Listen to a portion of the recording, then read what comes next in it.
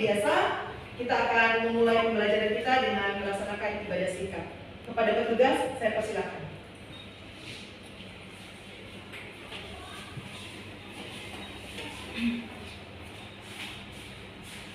Baik, Buku dan teman-teman sekalian, sebelum kita memulai proses belajar mengajar kita, marilah kita meminta tuntunan Tuhan dengan berdoa dan bernyanyi. Pertama, mari kita bernyanyi di doa ibuku.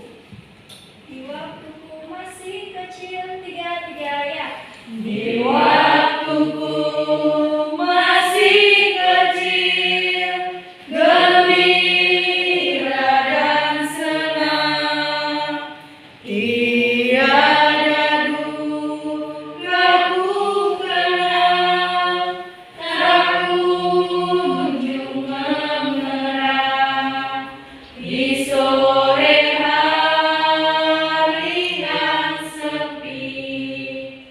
Ibuku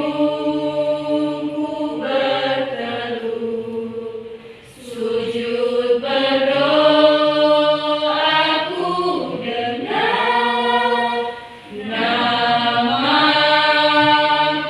disebut. Di doa ibuku, namaku disebut. Di doa ibuku dengar, ada namaku disebut. Baik, sekarang kita akan mendengarkan firman Tuhan. Biarkan kepada teman-teman untuk membuka Alkitab yang terambil dalam kitab Amsal pasal 1 ayat 8. Amsal pasal 1 ayat 8 di bawah perikop nasihat dan peringatan. Beginilah firman Tuhan. Hai anakku, dengarkanlah didikan ayahmu dan jangan menyia-nyiakan ajaran ibumu. Demikianlah firman Tuhan. Mari kita bersatu berdoa. Halo Bapa kami yang berada di dalam kerajaan surga, puji syukur dan panjatkan kehadirat-Mu ya Bapa atas penyertaan dan kasih-Mu kepada kami mulai dari tadi pagi dari rumah perjalanan yang akan dapat sampai di sekolah ini dengan penuh selamat dan dengan penuh sukacita. Itu semuanya karena kekuatan dari-Mu ya Bapa. Sebentar lagi kami akan memulai proses belajar mengajar kami. Kiranya Engkau memberikan hikmat kepada setiap kami, terlebih kepada hamba-Mu, guru kami yang akan mengajari kami nantinya. Biarlah Dia dapat mengajar kami dengan baik, memberi pikiran yang Kau memberikan Dia kekuatan dan Roh Kudus-Mu, supaya kami dapat mengerti setiap apa yang diucapkan oleh guru-guru kami. Teman-teman kami yang akan mengikuti pembelajaran hari ini, kiranya Engkau tetap menyertai kami masing-masing, supaya kami dapat mengerti dan memahami apa yang disampaikan oleh hamba-Mu nantinya. Ya Bapa, kami serahkan ke dalam tangan-Mu, dari awal pertengahan hingga kami dapat mengakhiri proses belajar mengajar hari ini dan nantinya. Kami serahkan dalam tangan Yesus Kristus, Juru Selamat kami yang hidup. Amin.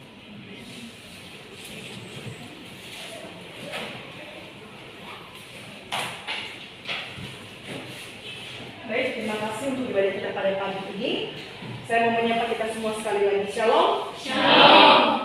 Saya berharap semua bisa diberkati dengan firman Tuhan yang sudah kita dengarkan. Baik, anak-anak, kita akan melanjutkan pembelajaran kita hari ini dengan judul tanggung jawabku terhadap keluarga. Ya, tadi kita sudah bernyanyi di doa ibuku, namaku disebut. Ternyata setiap orang tua sangat mengasihi anaknya. Dan dia juga tetap mendoakan kalian di dalam setiap doa-doanya. Karena setiap orang tua mengharapkan anaknya akan berhasil, anaknya akan sukses, dan akan menjadi seseorang yang sangat berarti. Baik, kita akan melihat bagaimana seorang anak itu dalam keluarga. Dalam sebuah keluarga tentu ada ayah, apalagi ada ibu, dan ada anak-anak. Nah, di dalam keluarga itu ada anak, orang tua punya tanggung jawab. Kita sudah belajar pada pelajaran sebelumnya. Nah, di pelajaran ini kita juga akan belajar apa tanggung jawab seorang anak terhadap orang tuanya. Nah, di sini ada beberapa poin. Yang pertama, ternyata anak itu adalah sosok yang sangat didambakan oleh orang tua. Menurut anak-anak, kenapa sangat didambakan orang tua seorang anak? Ya, silakan Seni. Karena anak bagi orang tua adalah sebuah anugerah yang diberikan oleh Tuhan kepada orang tua. Oke, terima kasih, benar. Berarti kamu kita itu sebagai anak adalah anugerah terbesar kepada setiap orang tua. Makanya orang tua selalu membawakan anaknya di dalam doa. Dan seburuk-buruknya, sejelek-jeleknya anak-anak, orang tua pasti bilang, itu anak saya. Dan dia pasti bangga dengan anaknya dengan segala kelemahan dan juga segala kelebihannya. Nah, sekarang kita juga bisa melihat, nah di sini seorang anak merupakan anugerah terindah dalam keluarga. Kalau anak-anak itu baik, anak-anaknya berhasil, orang tua sangat bangga. Tapi ketika kalian anak-anak mendukakan hati orang tua dengan karakter, tentu orang tua akan sedih, ya. Nah, di sini kita melihat bahwa anak dalam keluarga itu, dia itu bagaikan trinitas segitiga cinta. Artinya ada relasi antara bapak, ibu, dan anak-anak didasarkan kepada cinta kasih yang tulus. Artinya saling mengasihi. Orang tua mengasihi anak-anak, anak-anak juga sebaliknya harus mengasihi orang tua. Coba Manfred, bagaimana caramu untuk mengasihi orang tuamu sebagai bentuk bahwa kamu adalah anugerah terbesar kepada orang tuamu? Silakan. Yaitu dengan cara kita menghormati dan menghargai orang tua kita dan kita mengasihi mereka. Oke, terima kasih. Ada yang lain? Ya, silakan. Kita mengasihi orang tua kita yaitu mendengar perkataan mereka dan selalu menuruti apa yang mereka dengar. Oke, bagus. Berarti ada ketaatan, ada penghargaan, dan juga ada menghargai. Oke. Apa kamu sudah melakukannya di rumah? Sudah. Sekalipun nggak maksimal ya. Oke. Kita akan melihat di sini. Nah, ternyata orang tua juga punya tanggung jawab kepada anak-anaknya. Ketika mereka menikah, mereka tidak hanya melahirkan anak, tetapi ada beberapa fungsi dari keluarga, termasuk fungsi untuk mencukupkan kebutuhan, termasuk tentang sosialisasi dan juga edukasinya. Tentu orang tua akan di sana mendidik anak dan melakukan fungsinya untuk anak. Itulah hasil dari pernikahannya. Ya, kita akan lanjutkan tanggung jawab anak. Nah, di sini tanggung jawab anak dalam keluarga tentu taat kepada orang tua. Ada 4 aspek yang harus kita perhatikan di sini. Ya, di sini ada 4 aspek karena setiap anak punya perkembangan. Nah, siapa yang tahu apa perkembangan kognitif? Itu sudah dibaca sebelumnya. Silahkan. Perkembangan kognitif. Siapa yang bisa menyampaikan apa perkembangan kognitif? Meliputi apa saja?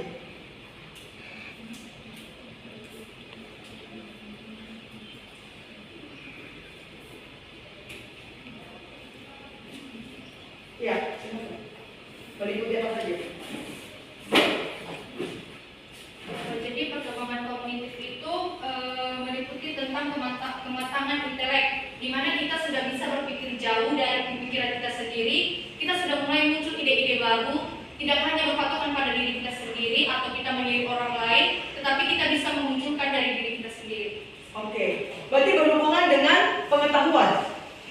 Nah, berhubungan dengan pengetahuan, dan di sini tentu orang tua memahami pengetahuan setiap anak itu dengan berjalannya umur pasti berbeda. Seperti usia kamu, tentu pemahaman kamu, pengetahuan kamu juga semakin bertambah. Sehingga pengenalan kamu akan apa tanggung jawabmu terhadap keluarga dan orang tuamu tentu lebih mantap lagi. Oke, untuk yang kedua, perkembangan moral dan etika. Ya, siapa yang bisa menjelaskan kepada kita moral dan etika? Coba Vero. Perkembangan moral dan etika itu penekanan siapa yang memegang kekuasaan dan mereka perlu dihormati. Jadi kalau misalnya kita bertambahnya usia, kita merasa sudah besar, kita juga merasa perlu dihormati.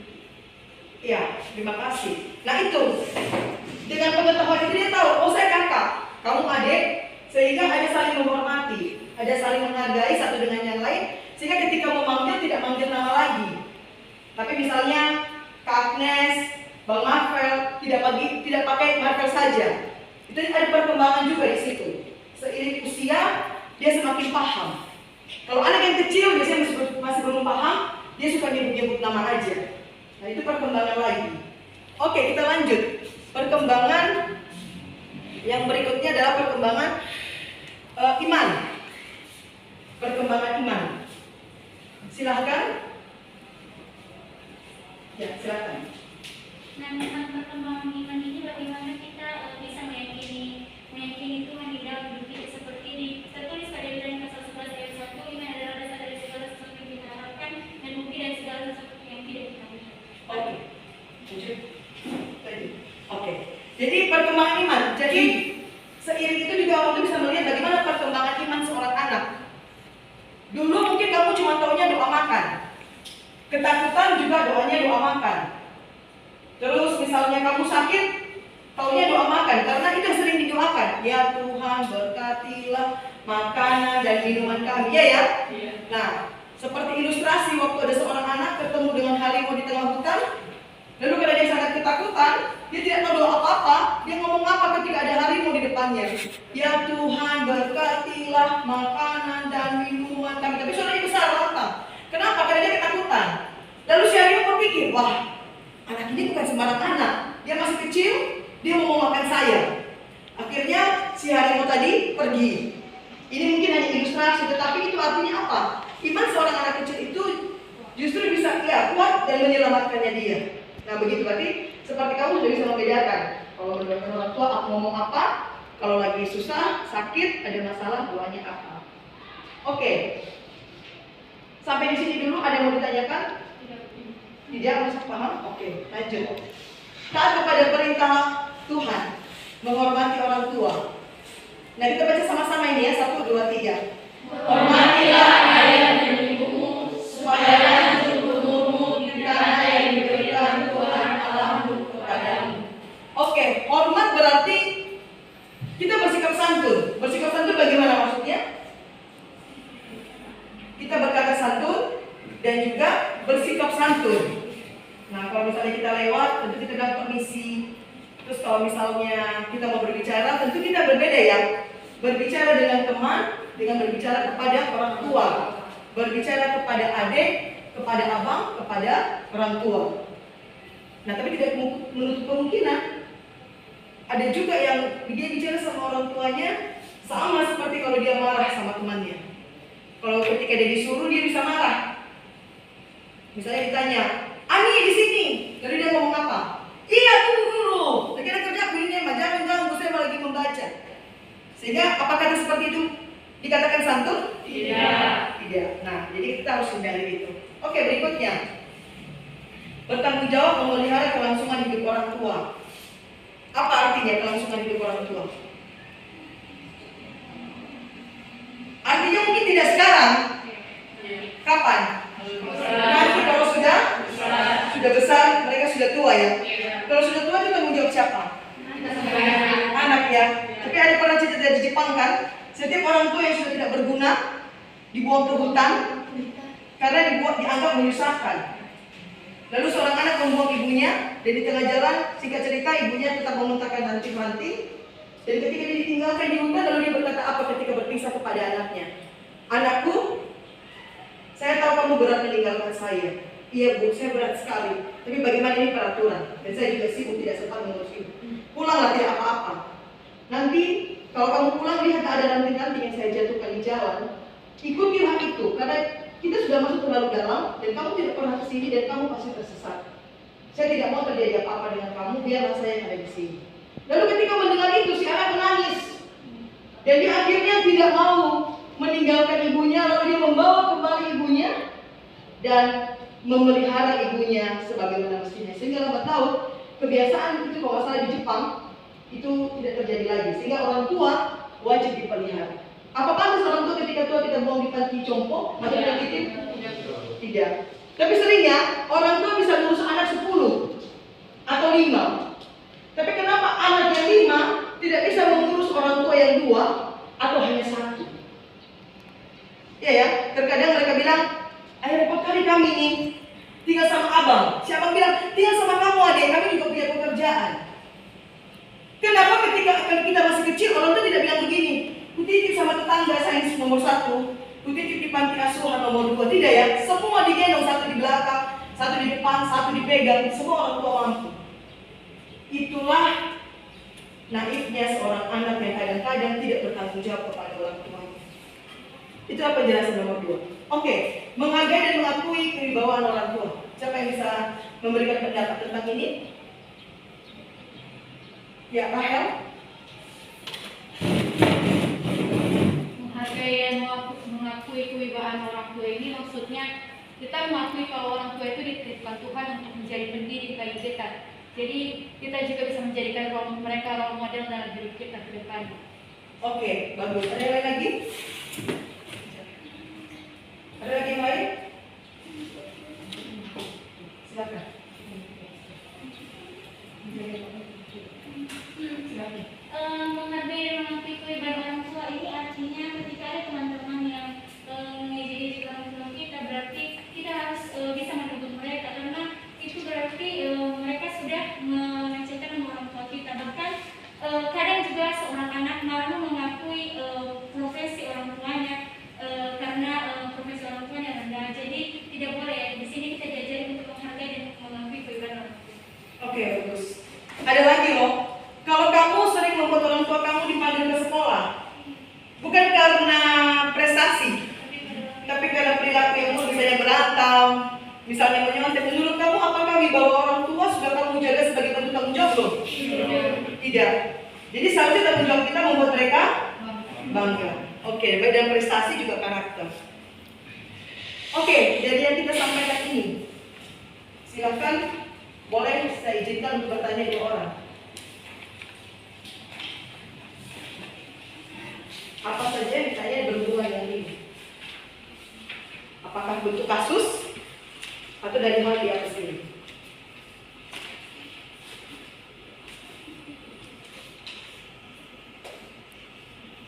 Ya, silakan. Ya, Mas Raf. Saya punya pertanyaan mengenai orang tua yang membunuh anak kandungnya sendiri. Itu bagaimana secara psikologi orang tua terhadap anak tersebut? Oke, terima kasih. Ada yang bisa menjawab ini? Bagaimana dengan psikologi orang tua yang membunuh anaknya?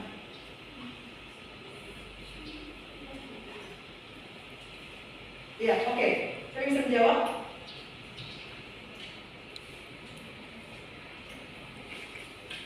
Boleh diperjelas membunuh anaknya ketika masih bayi atau kecil atau bagaimana nih? Ketika masih kecil. Masih kecil, artinya bukan di dalam kandungan, bukan aborsi maksudnya, bukan, tetapi dalam keadaan ini 1 tahun, 2 tahun begitu. Oke, bagaimana menurut anak-anak? Bagaimana psikologi orang tua tersebut?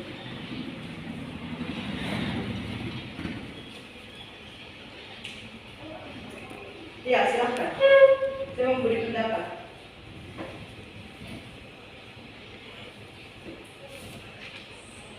Ya, silakan Bella.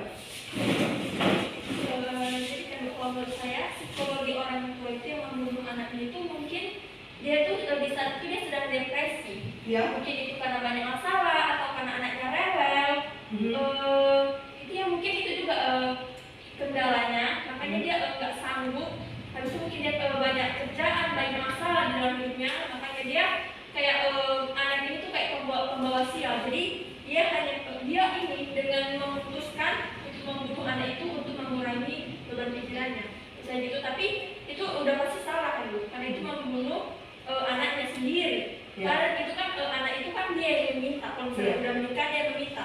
Kalau dia meminta dia tuh harus memelihara, jangan hanya semena-mena. Oke, itu tadi pendapat dari Vero. Itu dari sisi psikologi. Berarti orang tuanya ada depresi bisa, atau karena kepenatan, pergumulan dan pekerjaannya. Oke, itu dari segi umum. Kita belajar agama. Tentu kita juga mau lihat dari sisi agama atau spiritual. Ada yang bisa memberikan pendapat tentang pandangan ini? Ya, silahkan. Misalnya ya orang tua yang memiliki kepribadian seperti itu membunuh anaknya, Misalnya dia memiliki iman yang kecil. Kalau dia memiliki iman yang besar, dia bisa bergantung kepada Tuhan. Dia meminta kepada Tuhan, Tuhan bagaimana saya mengurus anak ini. Maka Tuhan akan memberikan dia hikmat bagaimana dia membesarkan sebuah anak.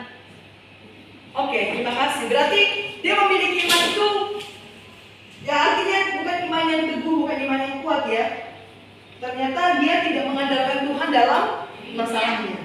Ketika dia mengandalkan Tuhan, harusnya tidak terjadi seperti pendapat Vero tadi. Karena kan orang tidak ada hidup tanpa masalah. Orang tidak ada hidup tanpa persoalan. Tapi kalau ada Tuhan Yesus di hatinya, tentu apapun perkara, dia percaya Tuhan tolong dan tidak perlu membunuh anaknya. Seperti itu Pak, sudah pas Marka? Oke, satu orang lagi. Pertanyaan satu orang lagi untuk pertemuan kita kali ini. Silakan Ayan. Jadi kan kita semakin bertambah usia kita juga perkembangan kognitif, moral etika, ego dan iman kita itu kan semakin bertambah. Dari segi ego, perkembangan ego, kita juga membutuhkan kebebasan sebagai remaja. Tapi kebanyakan orang tua sekarang kayak strict parent, kayak mengekang anaknya, tidak mengizinkan melakukan hal-hal dengan bebas. Bagaimana dengan itu?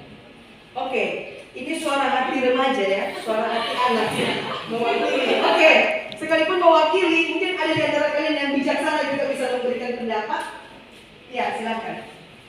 Jadi menurut saya dari pertanyaan Raquel, mungkin sebagian besar ada orang tua yang masih menerapkan strict parents, di mana kita masih dilarang orang tua. Mungkin di usia-usia seperti ini kita banyak merasakan di mana kita terlalu, kata ini kita dikekang untuk apapun kegiatan kita. Contohnya kita pulang harus jam segini, kita berangkat dari jam segini, kita kemana harus kita kasih tahu dulu.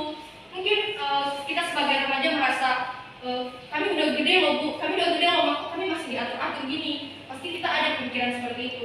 Cuman kita ambil sisi baiknya, mungkin orang tua tidak mau kita terjerumus di dalam hal-hal yang tidak baik. Apalagi di zaman-zaman sekarang ini banyak sekali terjadi sesuatu yang tidak kita inginkan. Jadi karena itu orang tua melarang kita demi kebaikan kita sendiri. Sekian dari saya. Oke, bagus. Berarti kalau dia bisa memahami bahwa itu kebaikan sekalipun tak enak. Satu orang lagi? Silakan. Nah, jadi kalau menurut saya sebenarnya orang tua itu tidak hanya langsung mengekang kita sih. Kalau contohnya kita sudah memberikan kepercayaan kepada orang tua, ibarat kalau contohnya kita pergi ke sini, ya kita hanya di satu tujuan itu. Kalau contohnya juga kita sebagai anak pergi ke sini, kalau kemana-mana tujuannya, makanya orang tua tidak percaya. Makanya orang tua dari situ orang tua bisa mengekang kita karena sudah kita yang duluan menumbuhkan rasa ketidakpercayaan orang tua kepada kita. Makanya kita lebih dikekang lagi supaya kita tidak terjerumus dengan hal-hal yang negatif. Terima kasih. Oke, jadi kalau saya simpulkan, sebenarnya kata ngekang itu hanya untuk kalian yang merasa jadi korban. Ya, saya pakai kata korban di sini tanda kutip ya. Kenapa? Karena memang masa seperti ini masih cari identitas, masa ini bebas, tidak mau dikekang dan pengen dipercaya. Tetapi sering sekali apa yang kalian anggap benar tidak selamanya benar. Apa yang kalian anggap baik tidak selamanya baik, karena usia kalian yang labil dan belum paham semuanya itu membuat kalian terkadang apa yang baik menurut kalian ternyata salah, apa yang benar ternyata juga salah, dan menghasilkan apa? Penyesalan, menghasilkan apa?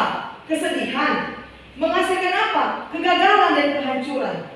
Sehingga itulah tugas orang tua, mendidik. Dalam Ulangan apa dikatakan?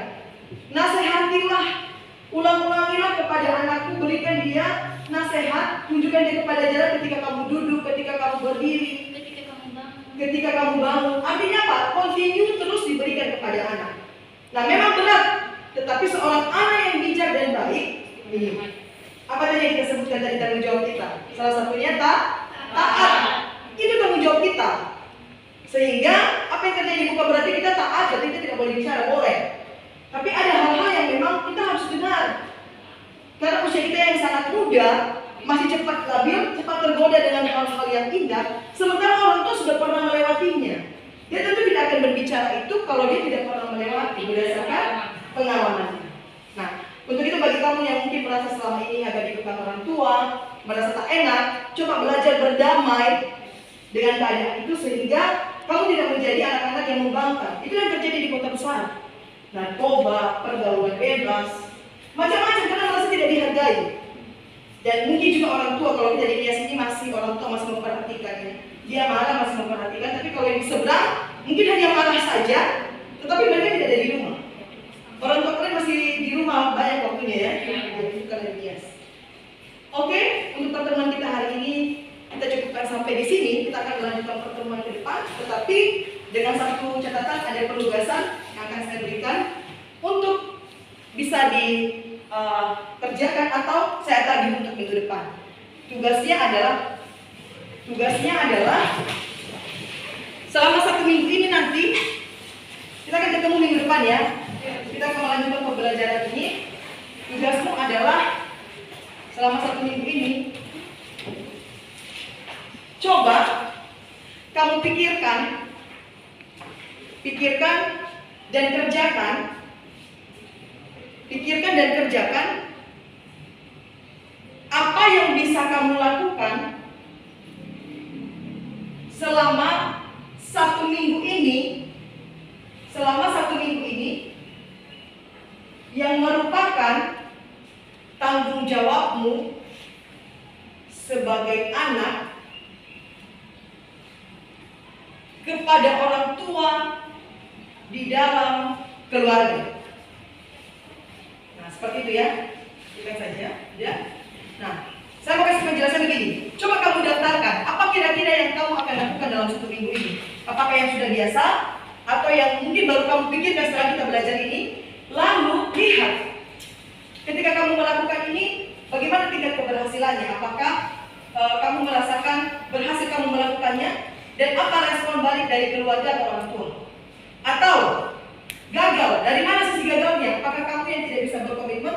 Atau karena hal baru kamu mendapat tantangan dari orang tua atau dari saudara-saudaramu?